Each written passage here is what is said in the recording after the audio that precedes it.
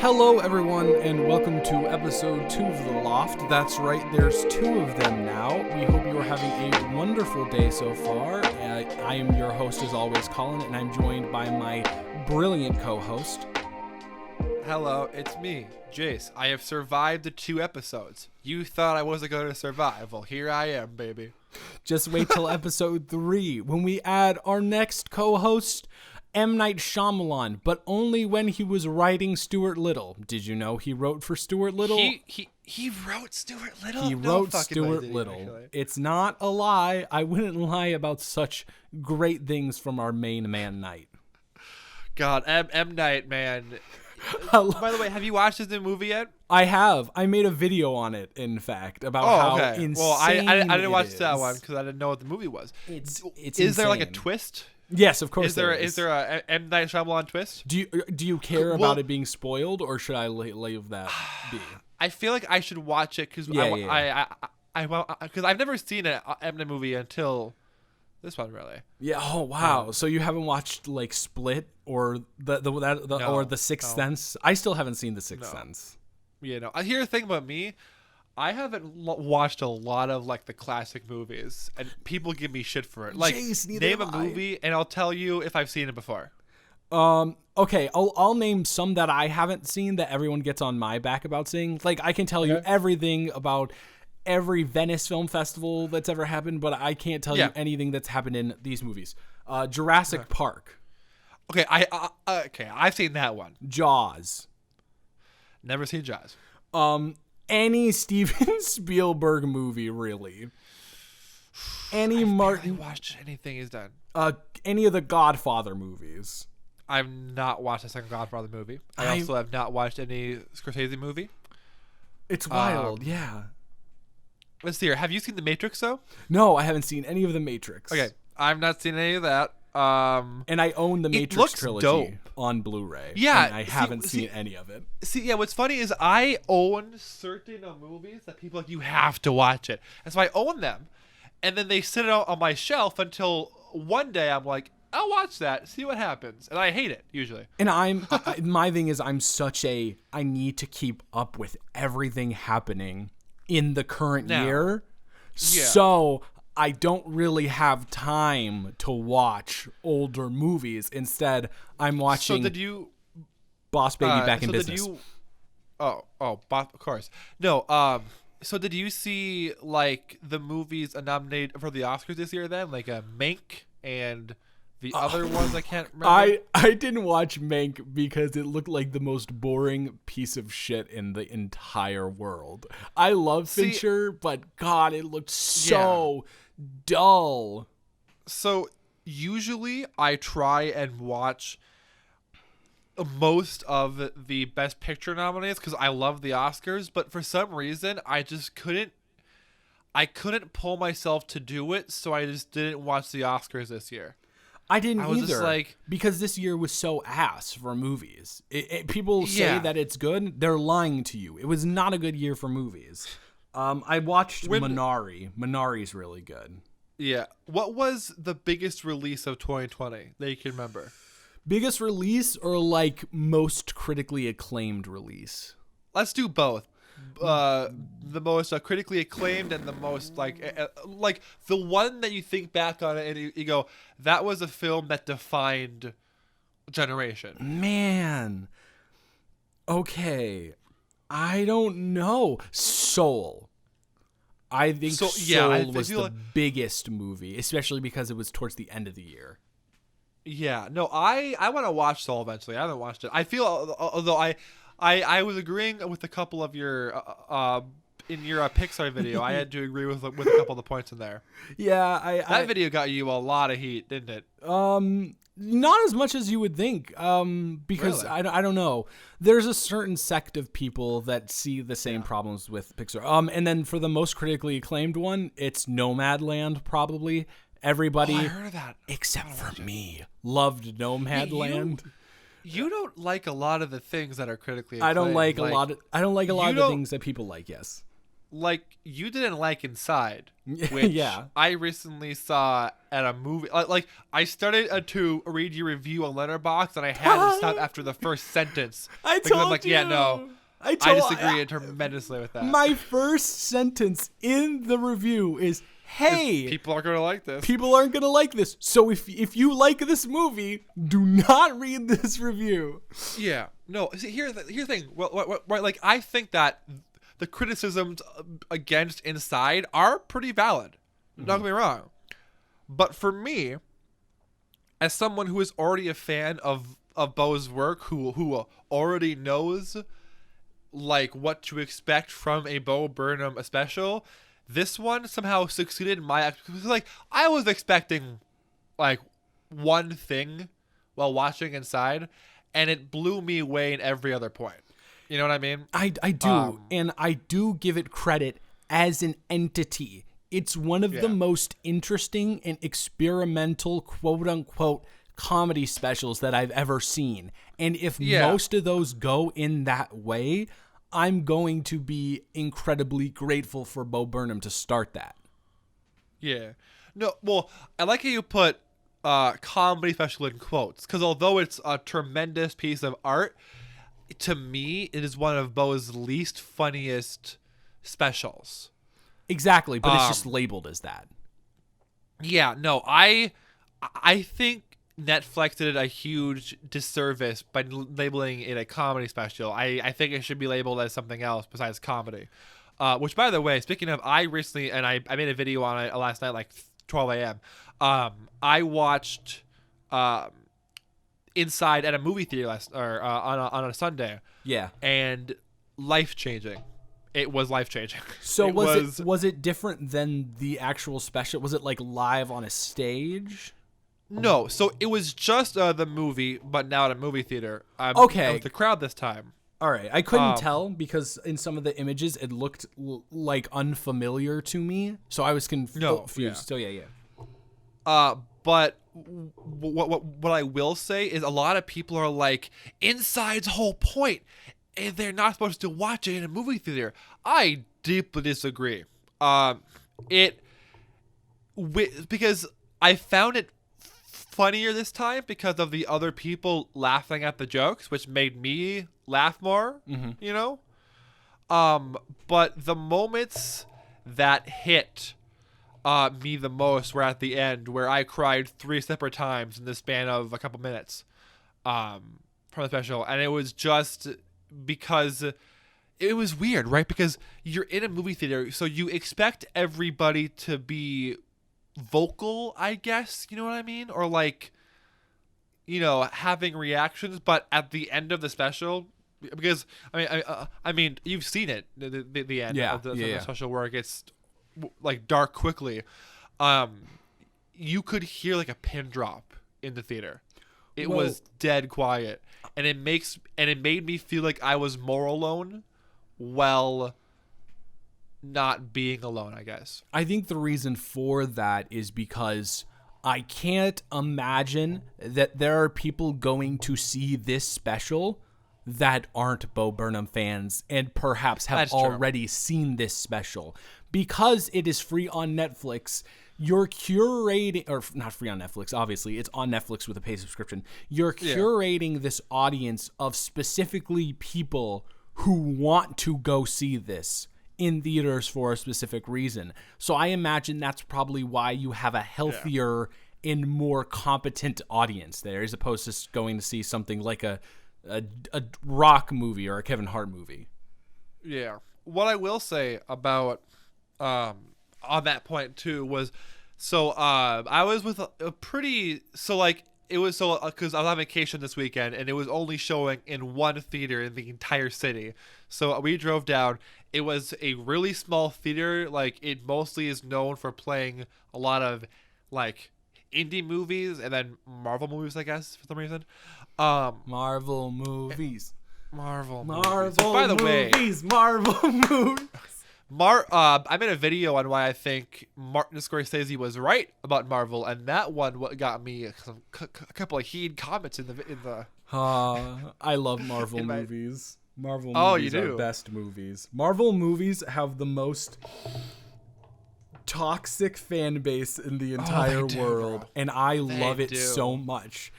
Have you ever? Like- Do you mind if I share a quick anecdote? Yeah, go ahead.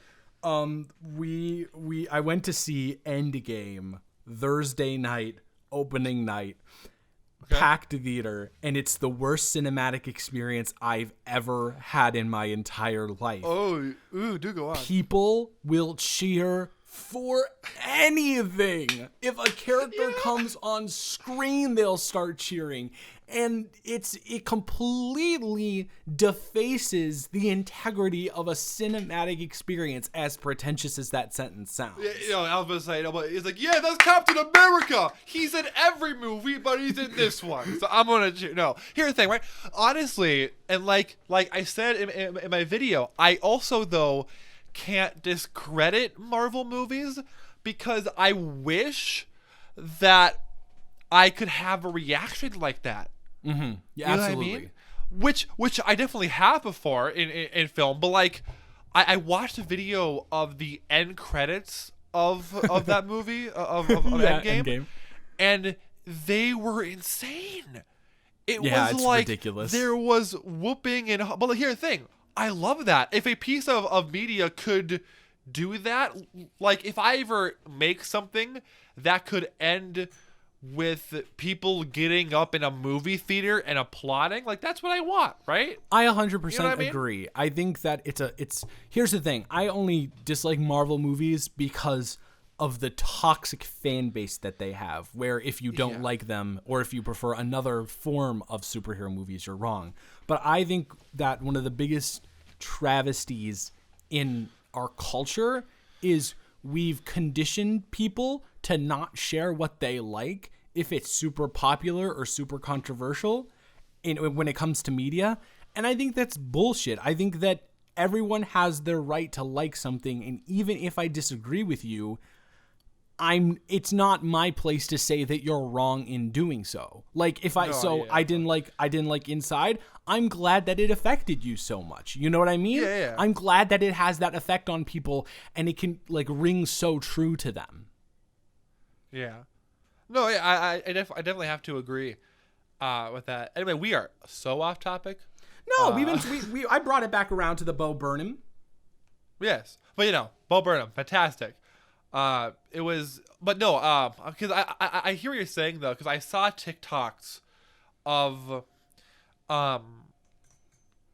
people at the screening, and there was this point because so like after All Eyes on Me, which is like the song where he goes insane pretty much in the thing, there's a very like melancholic thing that comes after it where he starts packing up all of his equipment, and someone yelled like, it was like, "Eat me, daddy," in the theater, and all the comments were like, "Yeah, I'm glad I didn't go to see it in the movie theater."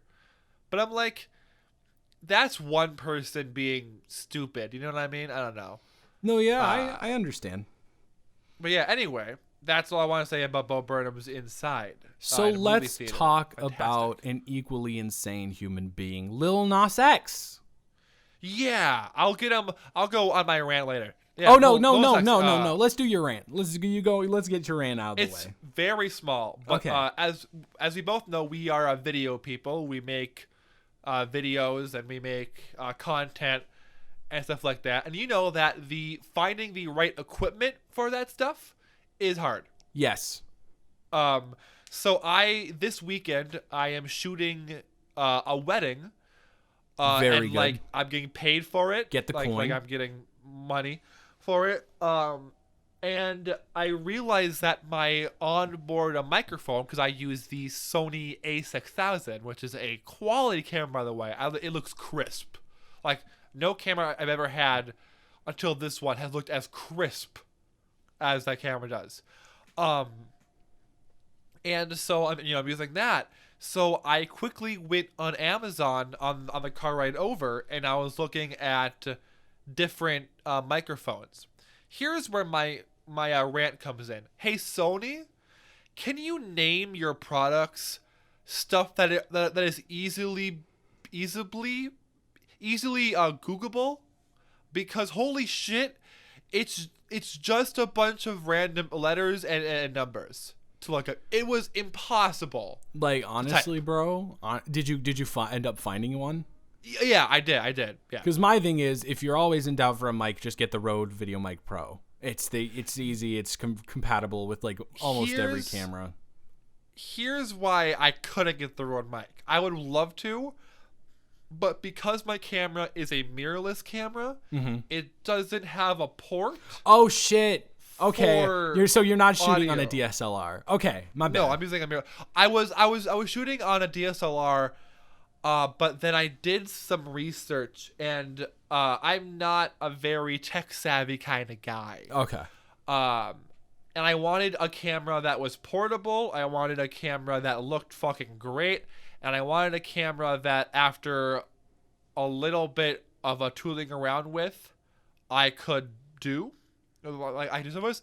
And the first one that popped up was a mirrorless camera by Sony. So I bought it right there, pretty much then.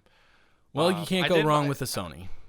No, well, because I believe Bo Burnham in Inside is also using a mirrorless camera. He uses the Panasonic, which is one that I was looking at. Fun fact. I believe the exact model and everything I was looking at out of that camera as well.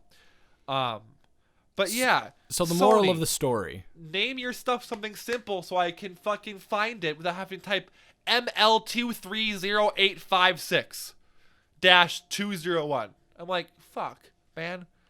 But yeah, sorry. That's my little rant over. I just wanted to go on that little rant about. Well, it was a good rant. Let's be honest with each other. God, yeah, no. I mean, are you like a big camera guy then, Colin? It really depends. I'm a big camera guy, but also I'm in my early 20s. So there's also that. You know what I mean? I love cameras, but also I don't have money for cameras because of rent and stuff like that. So, yeah. I like cameras, and I have a dream one. I can't remember the name of it right now, but but I did just buy a new camera for like $1,000 because I want to do vlogs. Yeah. Are you thinking that your video essays are also going to be now with your camera, or are they going to remain back? Because my video essays, I think I put the bulk of my effort into writing. So I talked to this is going to be gross. This is going to be gross. I talked about this in my Justin Bieber video. And so for this horribly comparison, artists, when they're doing R&B albums, the whole thing about instrumentals and production is it's minimalist to but catchy to highlight the actual content in lyrics in the song and the power of the voice. So I'm kind of doing the same thing with my video essays. My editing, I wouldn't say it's minimal, but it's not over the top, flashy, using After Effects like I've never done before, because I tried that and I hated it. So See, go ahead. I am so jealous of your ability to edit videos in like a day. Yeah. Because also I just think that that it comes down to the style that you do too. Because you like always have ideas like, I'm gonna make a video essay on this, where I'm now switching more over to a YouTube commentary stuff. Hell yeah. Which I love doing. Like I made a video on a dream recently. It was I've seen a couple of months ago now. And like that one I had fun doing, but I also changed my editing style in such, like, if you watch the video before it and then after it, my editing style has like basically tripled in size. So it's always like, I think the dream video took me a month, or it was a month to edit. Yeah, was my dream video. Where like I get home from work and then I'd work on it for like 4 hours and then I'd go to bed and I wake up, do it again.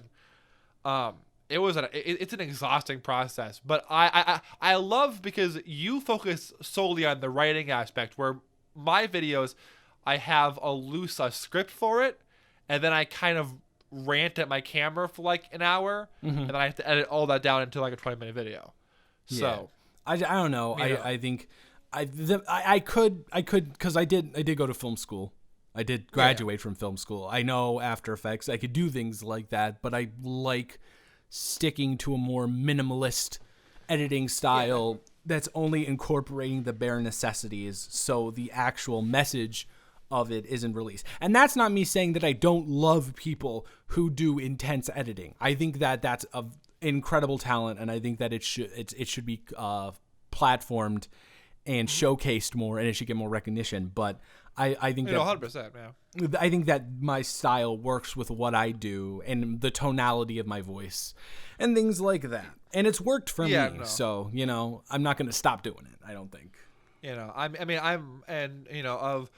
Of the film school stuff, I'm looking at a technical college degree right now in video production. That's what I'm heading. That's the path I'm heading down right now, because I want to learn more about video production stuff. So, should be fun. That should be fun. But you know who else is fun? Lil Nas X. Yeah, now I'm talking about Lil Nas X. Holy shit! What a week for Lil Nas X. Honestly. Yeah, and it wasn't a week, mind you. A couple days, right? Week. It's not a week. It wasn't a week. It was a strong week. Oh yeah, no, it was a pun that I tried to execute, and it fell flat on its face. No, but I mean, still, it was. And again, I want to point out our video has aged like a fine wine, because he still hasn't released a flop yet. And I'm sure. I can't imagine this doesn't debut top 5. I think. I mean, I think it has. Oh, you mean his new album on the charts? Yeah. Because Industry Baby has not been out long enough to have its first week on the charts, I don't think. But considering it has like, I think probably at this point 30 million views on YouTube. I don't know how many streams it has. I believe it was top on Spotify. Yeah. So a couple days ago. So I can't imagine it doesn't debut at least top 5. So that's another hit for him. What are your thoughts on the song? Because I personally like it. A lot of people, or some people that I talked to, did not like it. I personally thought it was his best song yet. I'm gonna be honest with you. I also think it's his best song yet. Yeah, I think it's pretty clear, and I think part of that has to do with the production being so anthemic, and the lyrics also being so anthemic, and an amazing Jack Harlow feature. I will say, I'm not exactly. I don't know basically anything about Jack Harlow. My first time hearing about him was when he was on SNL. How long ago now? I've been following him since around 2015. He's someone who's just a very authentic person, which is what I enjoy in hip hop. And he's one of the only white rappers that I've seen that have been themselves and haven't tried to conform to this image that hip hop culture tries to force, in like assimilation. He's just himself. He's just a corny dude, but he also can rap well. So I loved his verse on Industry Baby. Here's what I will say. I think too that it definitely benefits the song to have him on there. Personally, I wasn't like after hearing it, I wasn't like, wow, what a good rap verse. I'm gonna play only that part. But like it was good to have. I personally think that the strongest part of the song, in my opinion, is the beginning part. Just the fucking intro with Lil Nas X at the top, that's fucking phenomenal. But I also really liked his verse on it. I just thought it was, it was fine. Yeah, I also think it's one of Lil Nas X's best verses in a while. Yeah. Anyway, it's not really nonsensical. There's a very direct point that fits in with the theme of the video. The video is very motif centered, thematic, and it works completely. Yeah, I mean, if Call Me by Your Name was him saying I'm gay, get used to it. This one was saying I'm gay, but also I have like top 7 every song I've released ever has been a hit. So shut the fuck up. Like I feel like this was him bragging in the best way possible. Like, look at me and look at what I've done when you told me I was going to be done by the end of 2019. You know what I mean? Exactly. Like, and playing off of that of our video, this adds more to my argument of him being such a statistical anomaly and being a marketing genius, because the way that he marketed this song was genuinely like fucking phenomenal. The Montero hype is finally starting to like simmer down a little bit. So what does he do? He goes and releases another single at the perfect time. So now this one can rise up the charts and Montero can fall slowly, and he'll still be a prominent and present figure in pop culture. Not even that. It was also the fucking, the whole, like, now I can't tell if the lawsuit was real or not. Probably not. He likes to do a little bit of trolling, as we've all observed. So he might have it, he might not. Who knows? Either way, it was just, yeah. I remember I was like, holy shit, like, yeah. I don't know. And the music video, by the way, I loved the fucking music video for it. It was so stupid, but I loved the music video for it. It was like, by the way, I want to point out, it is still #1 on a trending for our music. Yeah, exactly. So I can't imagine it doesn't get top 5 at least. Yeah. Just to be generous, just to have a good safety net. So do you do rankings on music or like ratings?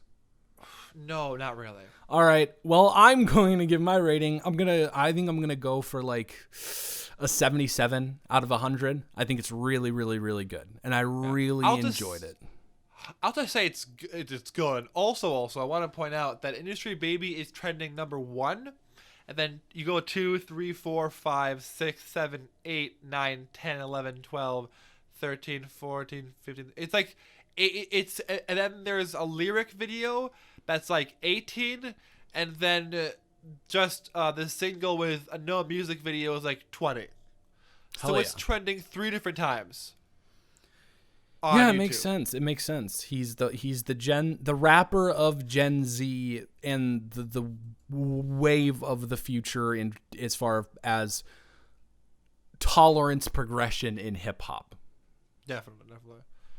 Anyway, I think now, speaking of music and speaking of rating music, now it's time for the Cum Zone, everybody. Give it up for the Cum Zone.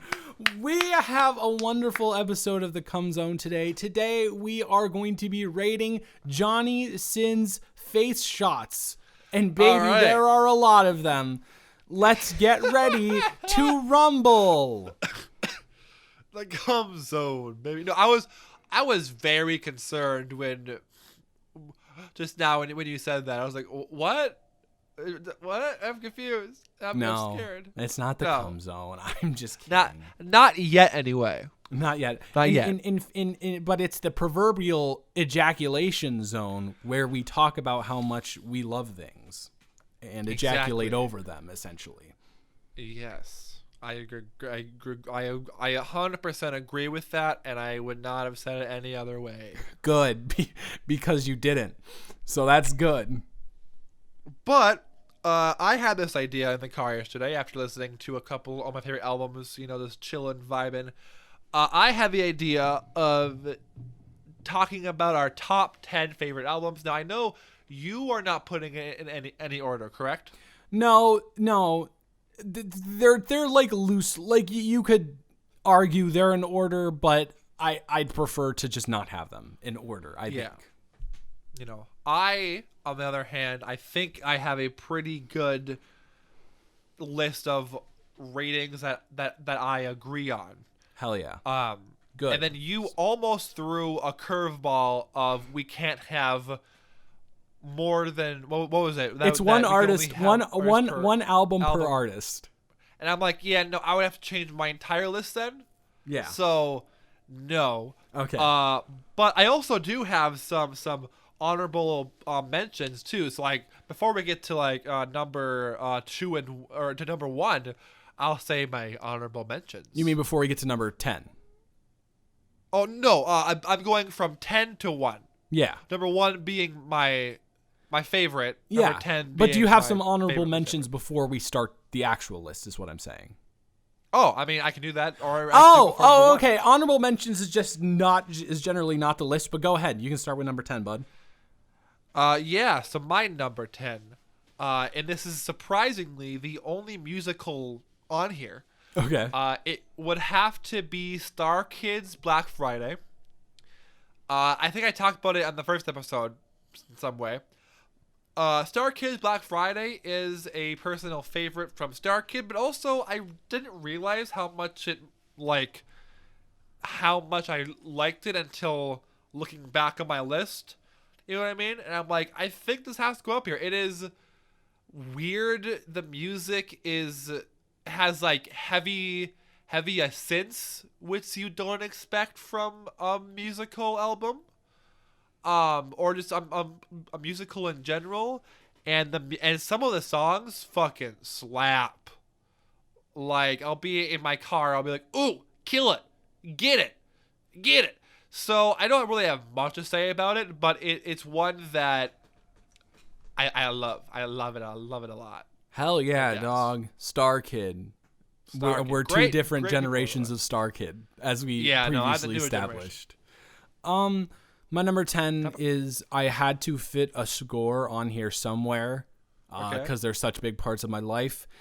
And it was a toss-up between the Social Network score and this, but I'm going to go with If Beale Street Could Talk, the score by Nicholas Britell.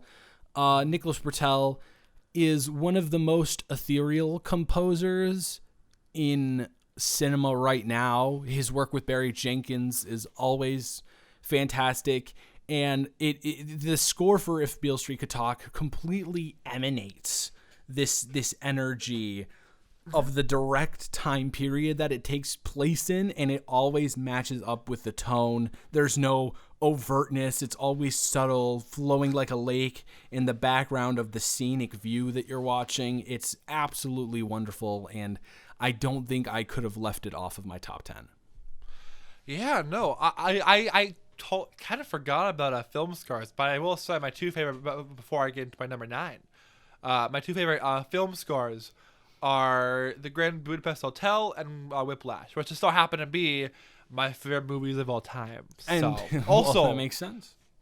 What I'll say also too is that the score for I'm Sorry to Bother You, good one too. Weird movie, I loved it though. Great score as well. Hell yeah. Anyway, my number 9. So now we're going to get into something. Now, a couple of the albums on here, I'm kind of unique and different. You may not have heard of them before. Okay. No. But this one, I'm genuinely guessing you never heard of before. It is Matt Duncan with his 2015 record, Free Music. Matt Duncan was a artist I discovered after watching the YouTube channel Sugar Pine 7, if you watch them back in the day, which I know that you made a video on Steve himself. Mm-hmm. And so they used his music a lot, and I discovered it from there, and he released this record called Free Music, and it has songs that if I'm in like the summer kind of mood, I will put on in the background. It's this good like music that I wish was more in the mainstream, because if that's music we're getting in the mainstream, I would love it a lot. It is catchy as all hell. The vocals are fantastic, and the instrumentals are also bonerific. So that's my number 9. Did I say that? Number 9 is yeah. And any music from Sugar Pine 7 is good music, to be fair. That's one of the best parts of their series. My number 9 is Hounds of Love by Kate Bush. Art pop was such an important thing in the 80s and the 90s to progress this era of pop music where people aren't afraid to just be insanely experimental and not have it be just popular music. Pop music can be its own genre, and Kate Bush has one of the most interesting voices that I've ever heard. It doesn't hurt that she is absolutely very attractive, and but her music is so completely out there for the time, and I'd argue that it's still completely out there for now.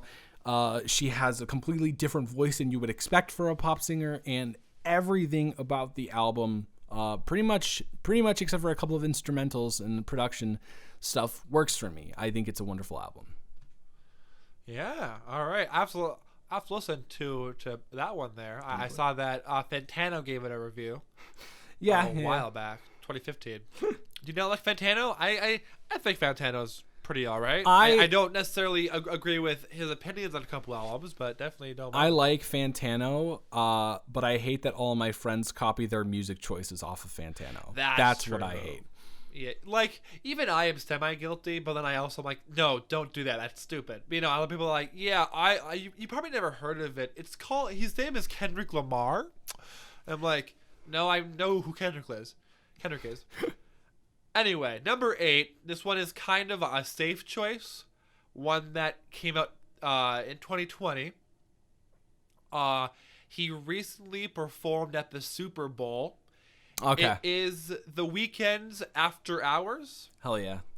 Bro, when I tell you, so I knew nothing about The Weeknd while watching his performance at Super Bowl. Besides, he made that "I Can't Feel My Face" song years ago. I was blown away by the artistic intent he had while at the Super Bowl show, so I wanted to check out After Hours, and what a fucking album, man. Every song, this is the first song on this list I think may have no skips in on it. Maybe like a couple, like two or three, but other than that, like every song I listen to and I feel some sort of like emotion or something in it. And his fucking vocal delivery as well, bro. It fucking kills me. Like so you know, I'm a singer, and so his falsetto he does it's so good. It's so good.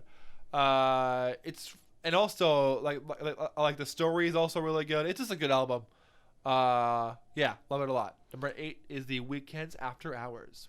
If you haven't yet, you should absolutely go back and look at the rest of his discography. I've listened to a couple of the other songs, and I love them a lot. So I'm gonna have to check in more after this. His early stuff is so good, like his mixtapes in 2011, 2012. You should definitely check out Trilogy, which is the compilation of his 3 mixtapes that got him to where he is right now, and it's very older, like early 2010s R&B. It's really good. Nice. It's very different compared to what he does now, but yeah. Yeah. All right, how about for you? All right. My number 8, I had to choose between a lot of albums from this guy because he's one of my favorite artists. Justin Bieber. No, I'd have to go with Illinois by Sufjan Stevens. Sufjan Stevens, from the same state that I am from, is one of the most soulful people that doesn't make soulful music. His unique experiences are so interesting to be put down on paper and listen to. His constant balancing act between, is this about being gay or is this about being with Jesus, is very both. Interesting. Kazimir Pulaski Day is definitely my favorite track off of the album. It's relaxing and haunting at the same time, and this was almost Carrie and Lowell, but ultimately I have more interest in Illinois than Carrie and Lowell, but that would be an honorable mention for me if I had to. All right. I want you to close your eyes, everyone listening, and also you too, Colin. I want to close your eyes, and I want you to go back to 2008. right? Okay. 2008, the world was like, what iPhone was out in 2008? One of them. Was out in 2008. I'm trying to think here. I want. Wait, it was the first iPhone? No. No. Okay, so you had your new iPhone 3G. Yeah, your iPhone a 3G, and then I want you to think of the best genre of music, ska music. You know what ska is, right? It's punk and whatever music. And then I want you to not imagine that anymore, and I want you to think of Less Than Jake's Gainesview of Florida, otherwise abbreviated to GNUFLA. This one is from my childhood, so I'm a little biased by it. But if you like ska music, this record, it's all bangers. What I will say is my one complaint is that sometimes it sounds the same at certain points, but I love literally every song on this thing because it brings me back to a time in my childhood where my dad was listening to us in the car, and I was confused, however old I was. But it's such a good record. If you hadn't listened to it before, I recommend you watch it. And for that matter, listen to everything they've ever done because it's really good. This one it's about them living in their home state of Gainesview, Florida, and how they're seeing it go down the shitter. So it's really good. Very sad, set to some really weird, happy instrumentals. And that is my number. What is that? 7, 8, 7. Yeah, 7. I'm always down to listen to some ska.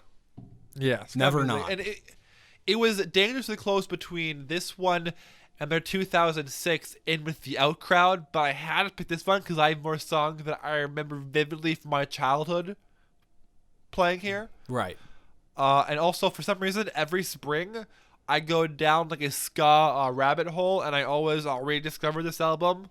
So, well, my favorite ska song is Stupid Horse by 100 Gex. Ooh, 100 Gex. Okay. You are going to love my honorable mentions then. Can't wait. But let's go to your number 7. All right. My number 7, well, not technically not number 7, it's just there, is Doolittle by the Pixies, or just Pixies. Okay. All right. I think Pixies is such a great revolutionary band. I can just get in my car and I can let all of my angst out. I can let all of my frustrations out by screaming along to every single lyric in Mr. Greaves. And it's such a therapeutic album to listen to sing along to. There's such a gravity to everything that they say in the complete, sometimes off-key singing that they do. But it's such a weird listen because it's weird music, but it's also made for weirdos, and I think we're all weirdos a little bit, so it fits in perfectly with everyone. Fair enough. I've listened to that, definitely. All right, so I'm gonna keep pitching the album to you, if you will. So, all right, cool. 2020, the pandemic is raging on. Stuff is happening that no one wanted to happen, And then I get the news that one of my favorite bands of all time, the Lemon Twigs, who I also discovered from Sugar Pine 7, were not going to release their new album until later in the year, and my heart is broken. But then they release this album called Songs for the General Public. I believe around August of it was August 21st, 2020. And their last record was called Go to School. It was their second record ever, and it was a concept record about a monkey going to school. And this one took me a little bit longer to really love, but once I heard it for like the third or fourth time, I loved it. I turned on the first track on Songs for the General Public, which, let me look up what song that was, which is called Hell on Wheels. And instantly, I replayed the song again. I love this record so much. It came out in 2020, so of course, whatever. But it is. So they're very inspired by like 1940s,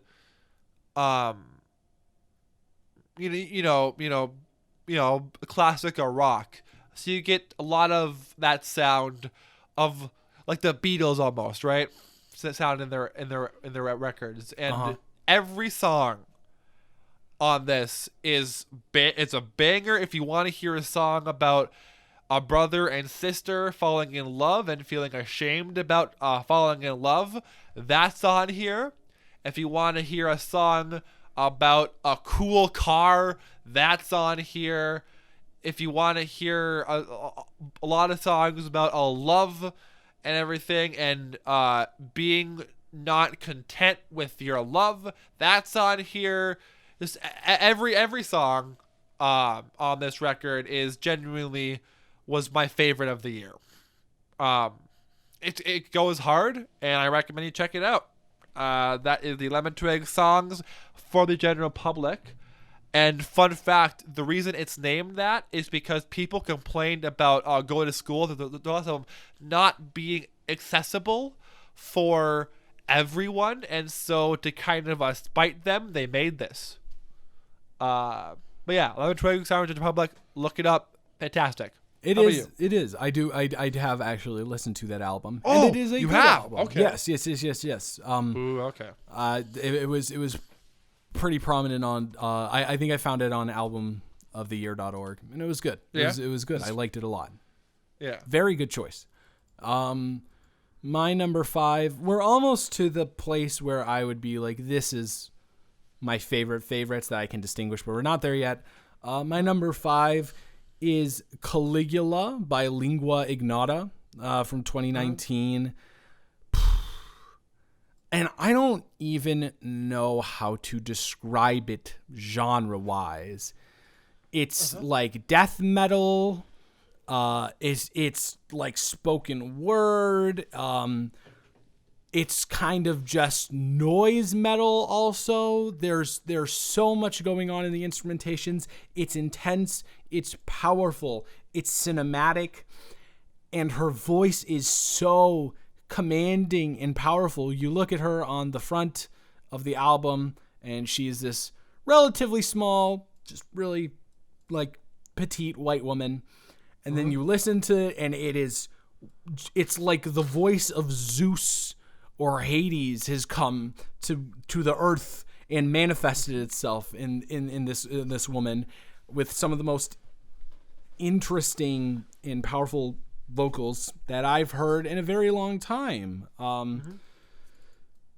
There are no misses on this track, I don't think. Everything she says it's full of symbolism, it's full of Christ imagery, and it's almost perfect, I'd say. All right. Well, now we're getting into the albums that I think are almost perfect in every way possible. I think I said number 5 for the Lemon Twigs album. That was my number 6. My number 5, officially, is Jack Stauber's High Low. Now, it was a very hard choice to pick between High Low or Pop Food.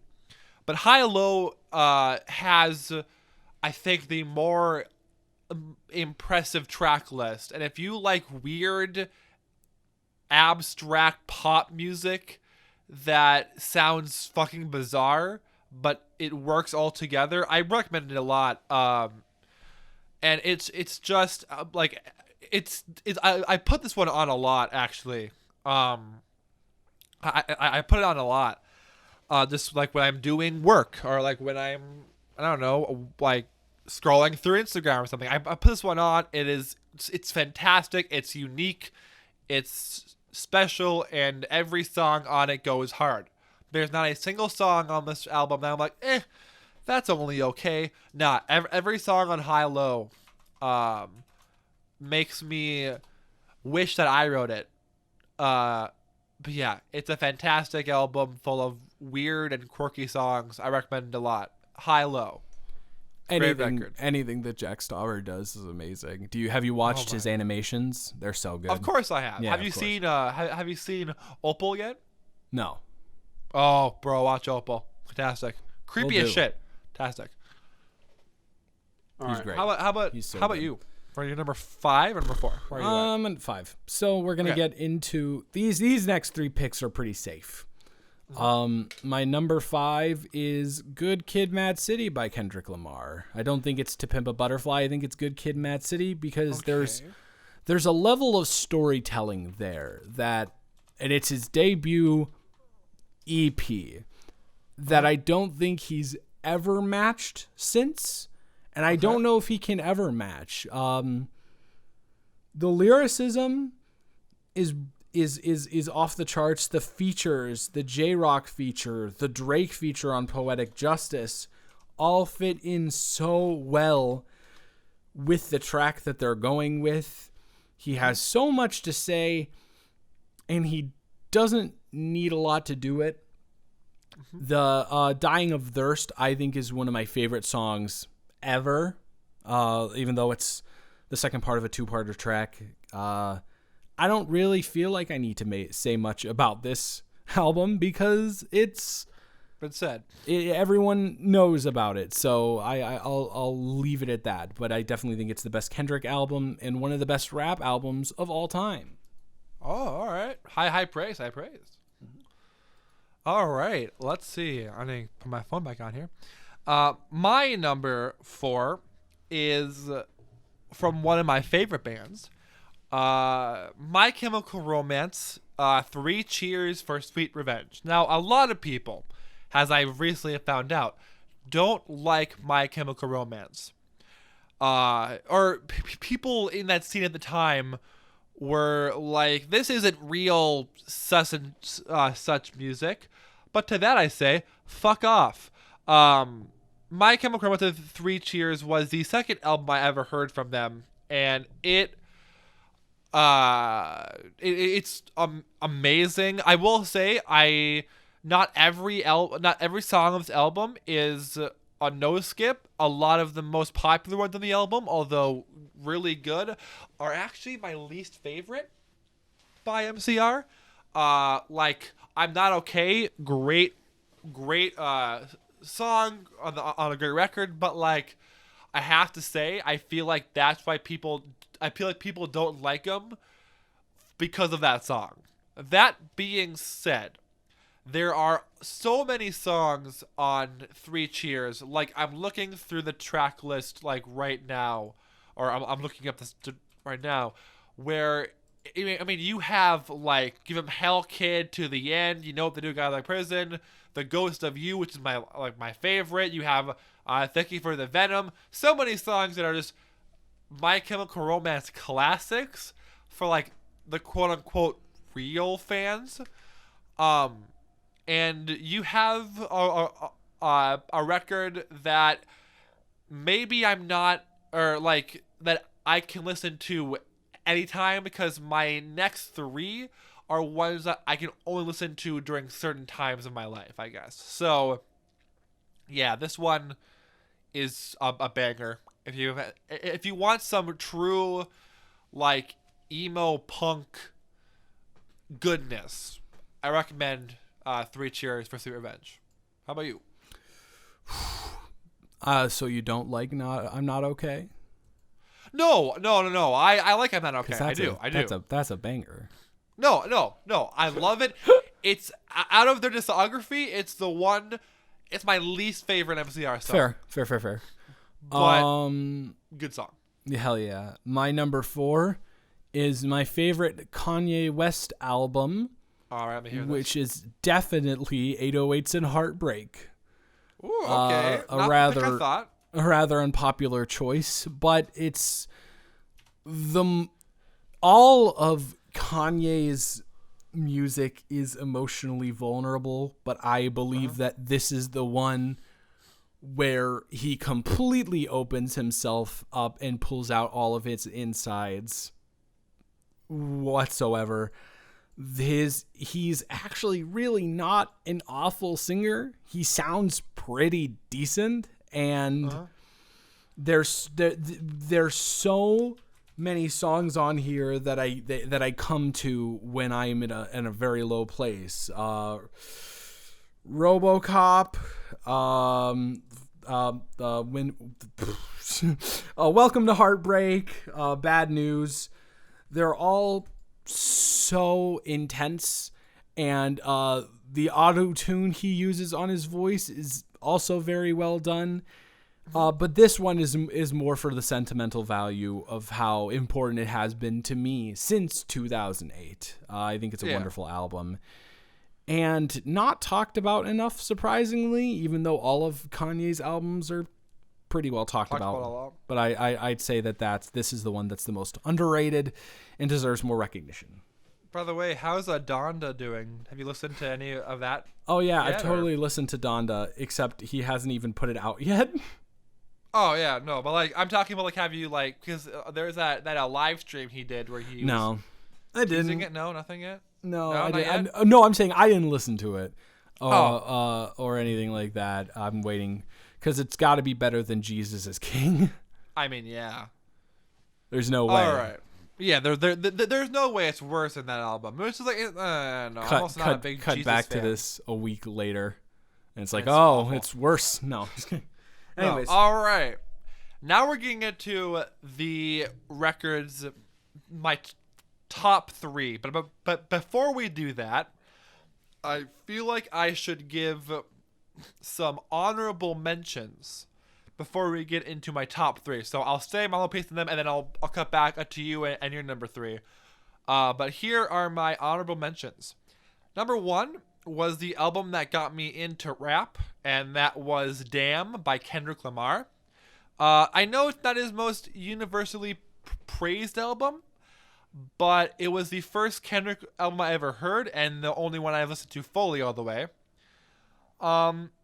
I love this thing. It has some really good songs about the state of the world at the time and the US at the time. Gotta love that. The other one is from a YouTuber, Matt Watson's Ouch. He's also known as the guy on Super Mega, and he makes some pretty lo-fi banger beats of just him singing over some really good instrumentals. And for his first EP ever, turned out phenomenal. I brought it up earlier. Jack Stauber's Pop Food also has an honorable mention.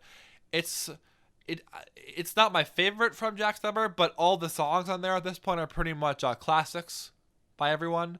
I love them a lot. Fantastic record. And I also heard you bring them up earlier. My top honorable mention is 100 gecs with 1,000 gecs. Hell yeah, it is. So wait, so you like 100 gecs, right? I really was into 100 gecs. Now I think they're good, but I think there are so many better hyperpop artists out there. But I do really like 100 gecs, yes. Oh, I fucking love 100 gecs so much, man. Also, their Christmas song slaps. That's all I'm gonna say. Oh, the Grinch one? Yeah. Yeah. No, but now this one inevitably has a lot of me skipping over a couple of the weird songs that aren't really songs, and they're just kind of like weird noises. But then when the songs come on, like Hand Crushed by a Mallet or Stupid Horse or Ringtone or Money Machine, I'm like, let's fucking go, gamers. Every time I hear them, I get hyped up in some way.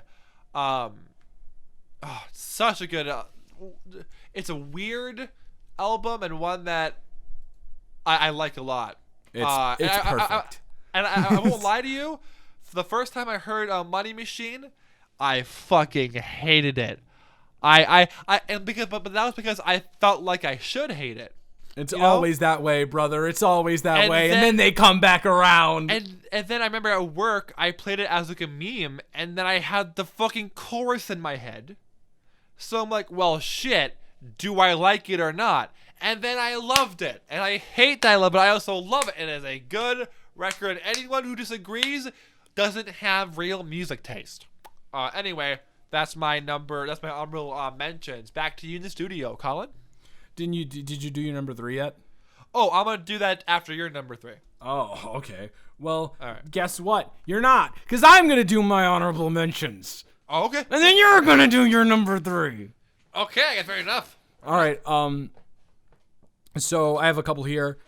First, it's overarching, but I'm gonna give it to the Saturation trilogy from Brockhampton. Just all 3 of them. Brockhampton. I don't know if another group will ever be able to match the run that Brockhampton went on in 2017. They were everywhere. They curated this huge fan base, and then the whole Amir thing happened, and I don't think that they put out a project of that quality since then.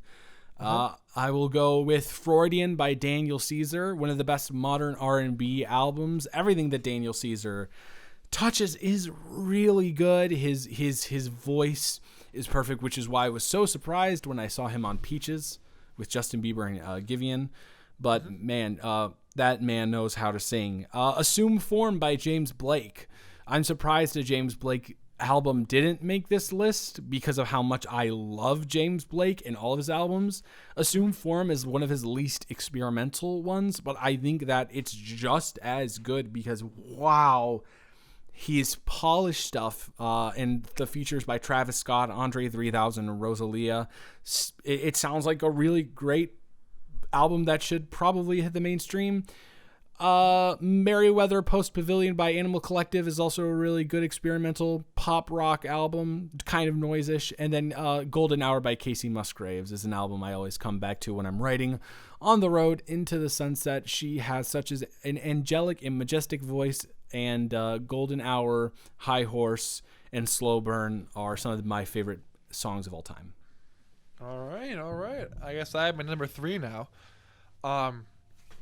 Do you want to hear a surprise? My number 3 is Bo Burnham's Inside. Surprise! The one that we just talked about. Not really a surprise if you know me. This has been on at least once a day for the past couple of months since it came out.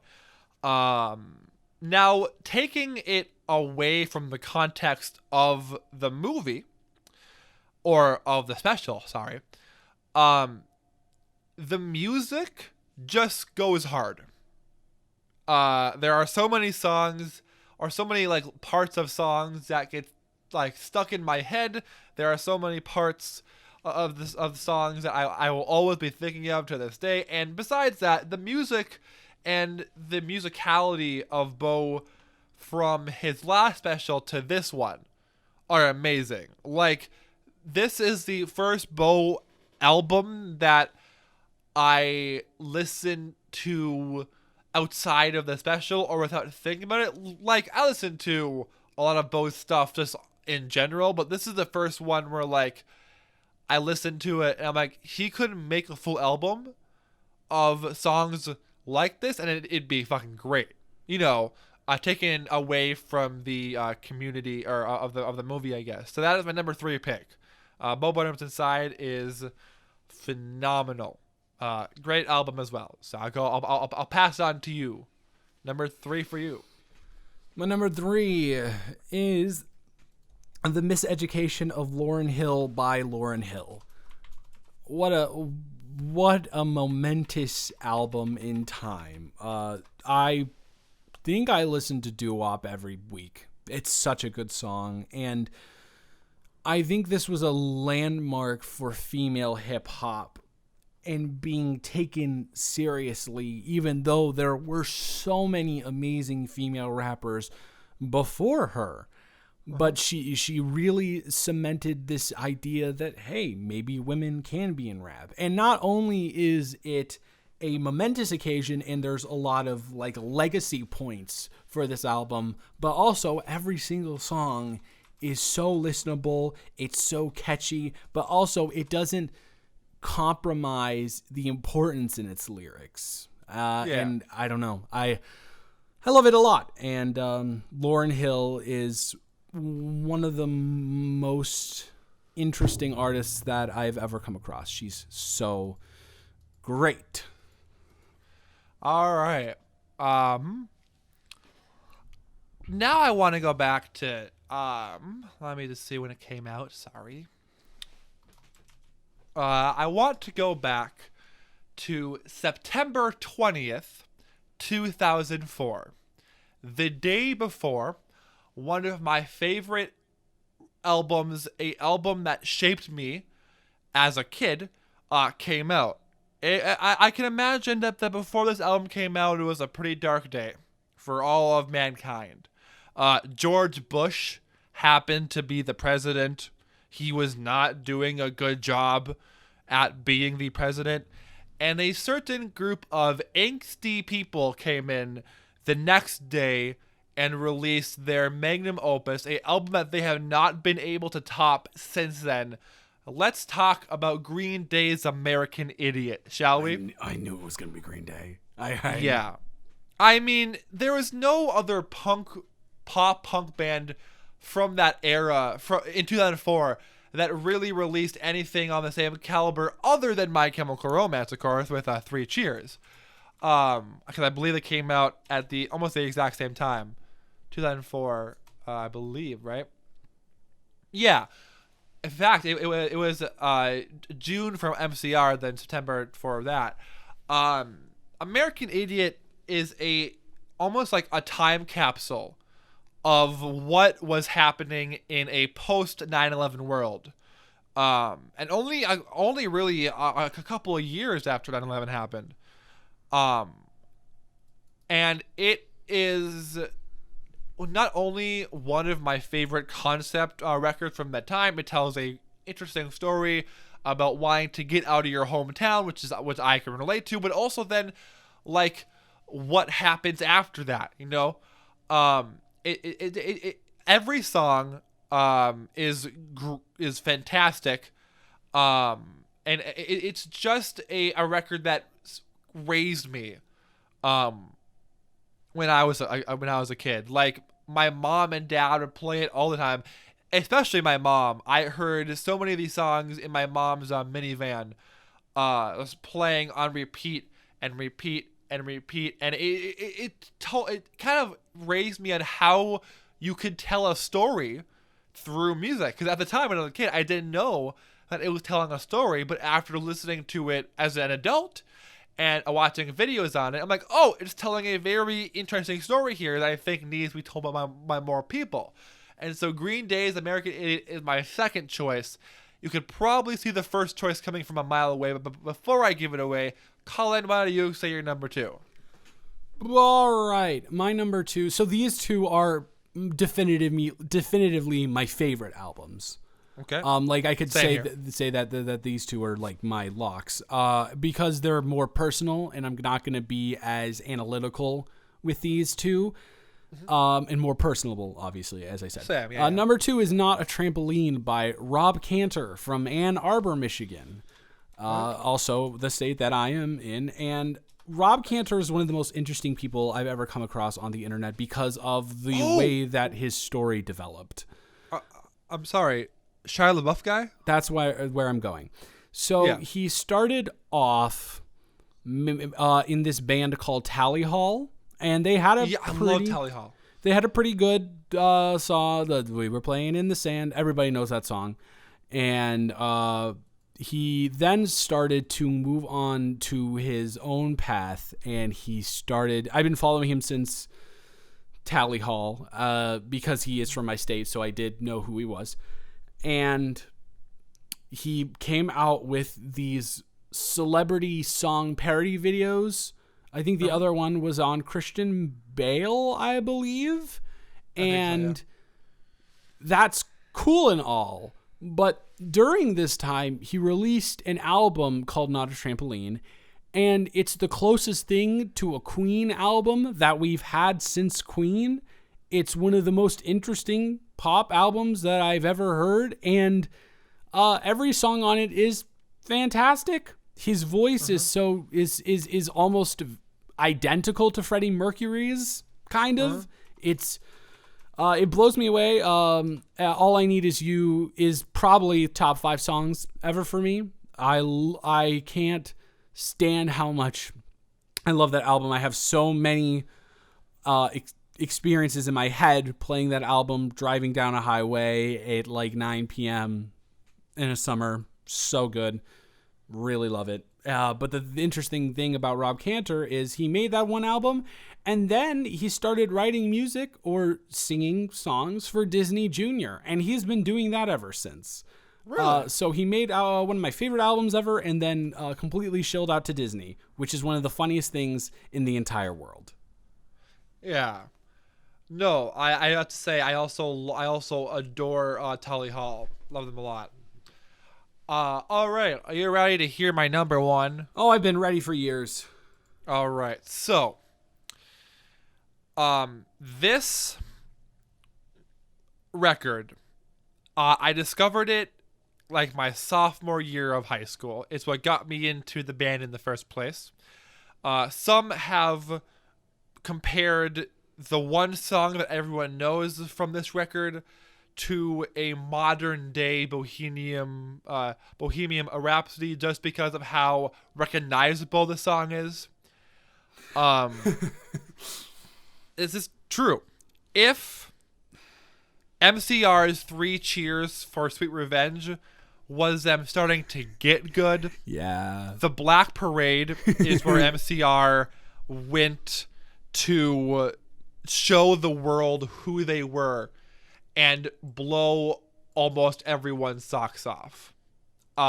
This record came to me, made my way over to me my sophomore year of high school, and single-handedly made me go through an emo phase.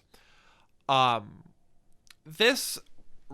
holds a very special place in my heart because I was relating to a couple of the songs at the time, and the band's style and image spoke to me in a very unique and special way. I found a sense of, community there. And every song on the album is terrific. It tells a story of a guy named The Patient who is dying and kind of his experiences with that.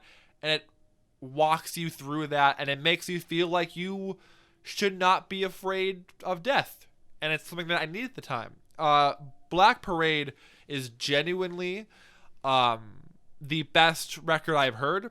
I have never heard a record that has topped that in my lifetime so far. Maybe one day I'll hear one that blows me away to even more extent, but this record, if you've not listened to it, it's phenomenal. But you will know Welcome to the Black Parade. It's a song that I think, even if you're not into MCR, you hear the G note and you know what comes next after that, which is why people are calling it, an equivalent to, a Bohemian Rhapsody, because, with Bohemian Rhapsody, you hear the first couple of notes and you go, oh, that's Bohemian Rhapsody.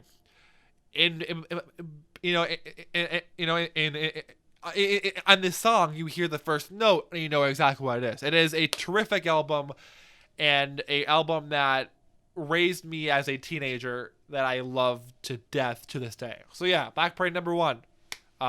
Listen to it if you haven't. It's phenomenal. I wish I could listen to it for the first time again.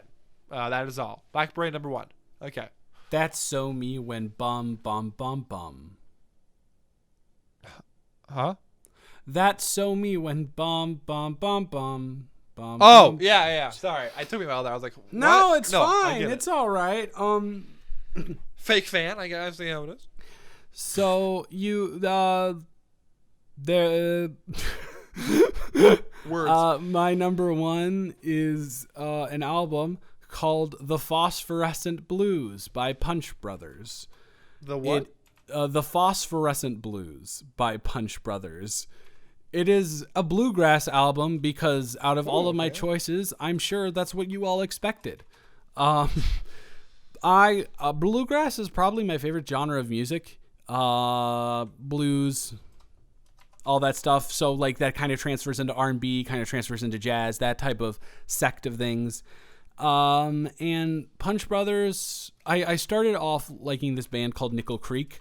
And then I found out that there were heavy Christian associations with them, and I still do like them because their music isn't Christian. But Punch Brothers is more existential. It's fantastic instrumentation with one of the best mandolin players, Chris Tiles, singing very, very sweet nothings into your ears about making deals with the devil and thinking about how great heaven will be, simping a mint julep on a porch, and it kind of defined my entire college career. I listened to it every day when I got on the bus to get to college. I listened to it every day when I came back on the bus from college. Everything about it is pure relaxation, pure bliss. It's the perfect album for me. Yeah. I'm gonna have to listen to that, and then I will say mine. That sounds like a plan and a half. But yeah, no. So just for record, your favorite is the Phosphorescent Blues, and my favorite is the Black Parade. Which couldn't. You know what? I'm just gonna say it here, right? Every modern rapper who's in the emo rap right now is basically just copying from MCR's playbook. I'm also Marilyn Manson. Also him too, but a lot. I mean, like I listen to like a Juice WRLD song, or like I listen to like whatever. I'm like MCR did this first, and hot take, they did it better. Well, yeah, and literally Playboi Carti is just Marilyn Manson at this point. Yeah, except with a kid with Iggy Azalea. And fucking what's his name? MGK is just a Green Day at this point. MGK, don't. Oh, you don't like him? I hate MGK more than I hate most artists. Really? Don't. Do you want? MGK is the perfect example of white privilege. MGK came into the rap scene and catered to all of the rap fans because guess what? Unfortunately, rap fans of the popular genre are mostly white. White kids love dumb rappers. So he comes in and he finds, and then white kids are like, oh, it's a white rapper. He's like me. And so he founded this group of people, and he got a solid fan base. And then he started making the music he actually wanted to make. He never wanted to make rap in the first place. He's always wanted to make punk, pop shit. But he managed to exploit the system in a way that black artists simply can't do. Did you know Lil Wayne made a punk album and everybody shit on him for it for like years, and so he never did it again? He never did it again.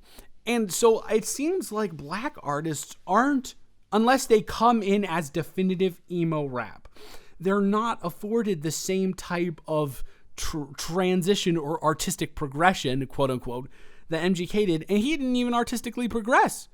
He makes shit music now, and he made shit music back then. MGK is the worst. I hate him a lot. He's also has a feature film coming out called that he says is not good too, I believe, right? It's either that one or the next one. It's named after a Mac Miller title song, and it's about an artist who overdoses and stuff like that, and people are saying it's disrespectful to Mac Miller because of course it fucking is. Of course it is, yeah. So yeah, I have an incredible disdain for MGK, but that's the long and short of it. Yeah. See, I mean, I feel like you and my co-host, my other podcast, Caden, would have a huge argument about that because he loves the MGK record, the one that just came out. I'm glad that he likes it. Yeah. You know, if people like what they like. But yeah, I will say a lot of modern rappers are taken from MCR, and also want to point out too, the people who were kind of like looking at me weird in high school for going through my emo phase, who are going through it now. How does it feel, motherfuckers? I paved the way for you. That's all I want to say, right? Like, I was listening to this stuff in like sophomore year of high school, and now you're going through it, and I'm like, yeah, bitch, that's right. It was me. No, I'm kidding. But regardless, like going through I want to see the people who are currently going through your emo phase and discovering the same bands I did. Like, for example, Panic at the Disco, who Brendan Urie is a piece of shit anyway, so regardless of that, but whatever. Can we stop pretending that Panic at the Disco like made good music? I'm ready. Go ahead.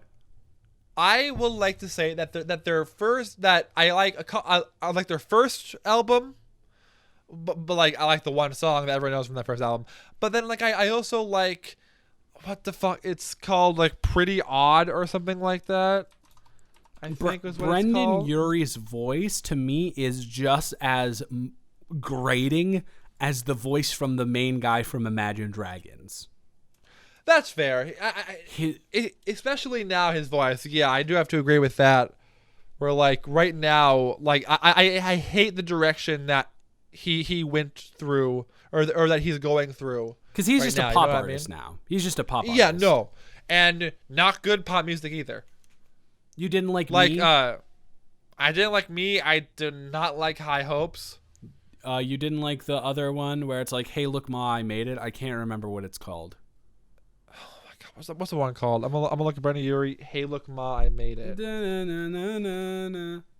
Oh god, no, yeah. Hey, Ma, because he's now. Because here's the thing, he does have a pretty good voice, I will say, but he's relying now on that falsetto. He's like, yeah, I could sing really high,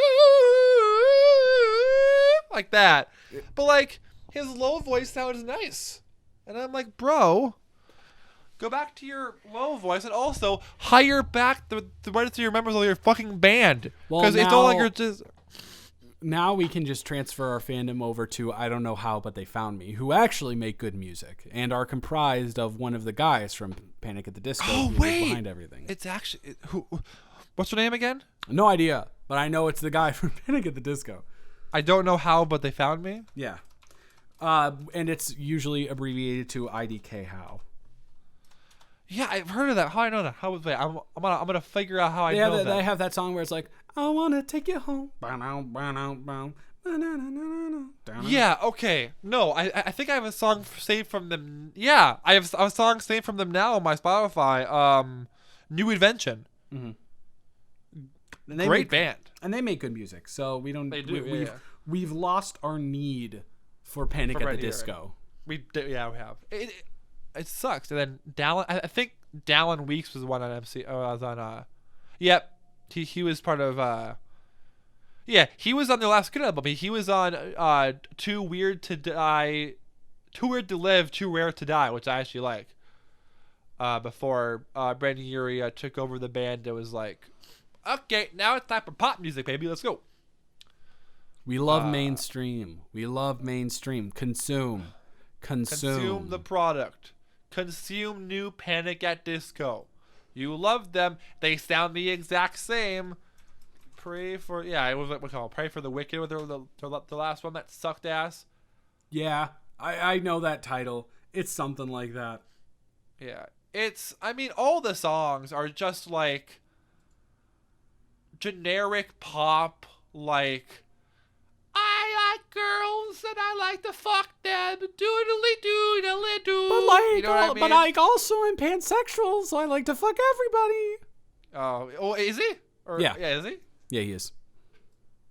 Yeah, it's just like I'm listening to like one of the songs now. It just sounds like, I don't know, like I can hear it on the radio at any point, and I don't know, I don't like it. I'm just gonna be honest with you, it's not good. Also, he's a fuckboy now too. Brendan Urie's a fuckboy now. He's too old to be a fuckboy. Well, I mean, but like, look at this fucking image though of him that I just found, right? Like, here, put it on the screen. Look at this man. He's like what, 30 now? Yeah, I don't know. And he's still doing that shit. I guess concerts. Like, fuck off, Brendan. Anyway, well, is it? Yeah, and that's the same thing. Isn't MGK in his 30s too now? I think so. Let's hear it. Brendan Urie is 34, And MGK, I think it was like 20 something. MGK, I'll look up age. Is he's 31 too. Okay. So like, fuck off. Stop acting like you're these new kids who are just finding themselves. No, you're like dickheads. Say la vie, I guess. Yeah. Anyway, what are your, just for like a little cool thing for the end of the podcast, what is your least favorite album from like a band that you like and stuff? You know what I mean? Least favorite thing from a band that I like. Do you have one in mind? So you could go first because I need to think a little bit. Let me look. I mean, I'm not a big fan of the new Green Day album, but I also haven't listened to it all the way. I've listened to a couple songs. So bad. And I thought that they were okay, but then like my friend Caden loves the new album by them. Bro, it's so bad. It is awful. It's the one from like 2020, right? It is really fucking bad. Yeah. I don't know. I mean, again, Caden, my co-host, loves it. Like, absolutely adores that album. I guess like, Jesus is King. Jesus is King is one of the worst albums, like, maybe ever. Yeah. And did you know there was an IMAX movie that was released alongside it? Really? That I went to go see, and it was also very bad. What was the movie even about? It was just like a long form music video type thing. Oh, that sounds that sounds about right. Yeah, no, I did not like Jesus is King. I mean, I'm not a big Kanye West stan, I guess too. Mm-hmm. I'm like, yeah, Kanye, but like, I don't know what other there's like I don't know. Like, I guess Brendan Urie and his new Panic stuff I don't like. But also at this point, why is Brendan Urie still going by Panic at the Disco? It's been so just long. Brendan Urie, essentially. Yeah. Just like go by your own name now. Well, he's also a piece of shit. So, regardless. I think the new Rex Orange County album isn't really good. Okay. Rex Orange. I've heard of Rex Orange County, but I didn't know he released a new album. Like Tween. Yeah. I think it's really like a complete step down from his other stuff. I'm gonna look through artists here that I have on my Spotify and to see if I can find anything that I remember not liking as much as the others here. I'm looking. Sorry, I'm looking. Still looking. No, I got you. I feel I didn't like the new Tiny Meat Gang song that they released. It was fine. I thought it was Sophia? okay. No, I love Sophia. Oh. It was the one about the dads. It's called like Daddy. Is Quinn 92 in that one? Or? Yep. Yeah. Yep. I thought it was. I heard it and I'm like, it's not that catchy. Like, I thought it was fine. Hot take: Tiny Meat Gang is incredibly overrated. They make like pretty cool songs, but they're just all right. That's fair. Fair enough. There was that new Fall Out Boy, the fucking purple one, Mania, that I listened to like one song from, and I'm like, and I'm done. Fall Out Boy makes good music once again. I didn't know. The memo, went past my head. I like the old Fall Out Boy stuff. Now listen, the new 21 Pilots. I have listened to all of it, but from the two songs I've heard from it, it sounds like mall music. Gonna be honest. Then again, I can't really judge something based on two songs, I guess. So I'm not gonna judge it too hard, But I listened to Vessel, and I was like, this is okay. And then I listened to Blurry Face, and I was like, this is less okay. And then I listened to Trench, and I was like, why does everyone love this? And I haven't heard anything about the new album. I'm scared to go into that. Can I say something about Trump House before we end the podcast here? Yes, something and then that will be it. Yeah. So, 21 Pilots covered the beautiful MCR song named Cancer. Christ. A while back. Like when MCR was celebrating 10 years of the album or something like that. And I have two problems. For one, they ruined the song. just going to be honest. It's now this weird, ethereal, he's in space and it keeps repeating the same line with like a beat drop. And it's weird. And I'm like, oh my God, you're missing the whole point of the original song. But whatever. It's fine. I don't care. It sounds okay. And then fucking certain people will say, oh, I love Cancer by 21 Pilots. And then it's like, and they don't know that the original is by MCR until they go, yeah, like, wow, it's such a good song by 21 Pilots. I love it. And I'm like, the original is so much better. It's so much better. If you've not heard the original Cancer, it is beautiful, it is gorgeous, and Gerard Way can do whatever he fucking wants to me. Okay, that's all.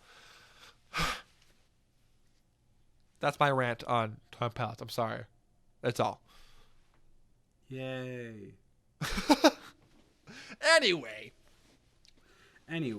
Truly anyway. All right. That should be what the podcast is called now. Instead of the Loft, it's called Truly Anyway. Truly anyway. Yeah. Anyway. All right. That's second episode of the Loft. That's the podcast. Thank you so much for watching. Sorry I didn't do the mental health check. Hope you guys are all doing all right. Hope you're drinking water. Hope you are succeeding in everything that you are doing. And yeah, I agree. All right. We hope you have a wonderful rest of your day. Thank you for coming and checking in with us. And we'll see you next time. Bye.